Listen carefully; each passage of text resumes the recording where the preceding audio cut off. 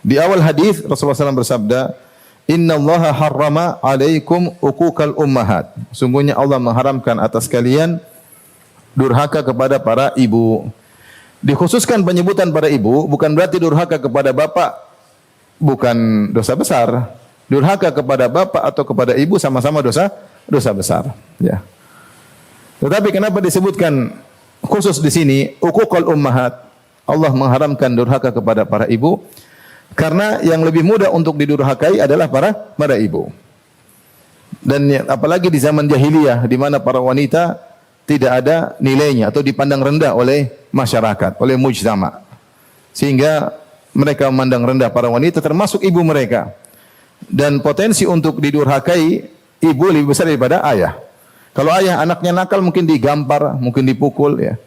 Tapi kalau ibu mungkin dia marah, anaknya nakal sama ibunya, maka ibunya tidak bisa berbuat apa-apa. Ibunya memerintah, anaknya membangkang, ibunya tidak bisa apa-apa.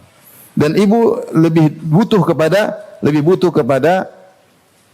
kepada bakti daripada ayah. Kalau ayah bisa cari uang sendiri, ayah bisa ke sana kemari, ibu enggak.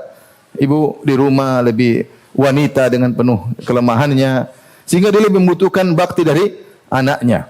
Ya. Sehingga Nabi SAW mengkhususkan penyebutan ibu karena potensi durhaka kepada ibu lebih besar. Dan kebutuhan untuk bakti antara ayah dan ibu lebih besar apa? Ibu. Ya. Oleh karenanya pengkhususan penyebutan ibu di sini bukan, jangan sampai difahami dengan mafhum mukhalafah berarti durhaka kepada orang tua bukan dosa besar. Enggak, tidak haram. Dua-duanya haram, dua-duanya merupakan dosa besar. Hanya saja ibu lebih ditekankan. Sebagian ulama yang berpendapat bahwasanya hak ibu lebih besar daripada hak ayah mengatakan disebutkan ibu karena hak ibu lebih besar. Artinya durhaka kepada ibu lebih berat daripada durhaka kepada apa? Ayah. Namun ini pendapat mayoritas ulama, namun telah kita jelaskan pada pertemuan sebelumnya bahwasanya sama antara durhaka kepada ibu dan ayah. Pendapat yang lebih kuat mendapat Imam Malik sama saja. Sama saja. Penekanan di sini adalah karena potensi durhaka kepada ibu lebih besar. Dan itu yang kita dapati dalam kenyataan. Saya dapati dari orang-orang yang datang kepada saya, ada yang datang pada saya sambil bawa anaknya, "Ustaz, anak saya ini sering mukul saya." Dan benar, di depan saya dia bentak ibunya karena ibunya lapor-lapor sama saya. Mau dipukul ibunya di depan mata saya, ya. Ibunya lemah, anaknya sudah SMP. Kemudian kasus baru-baru aja juga begitu, ada seorang ibu datang nangis sama saya.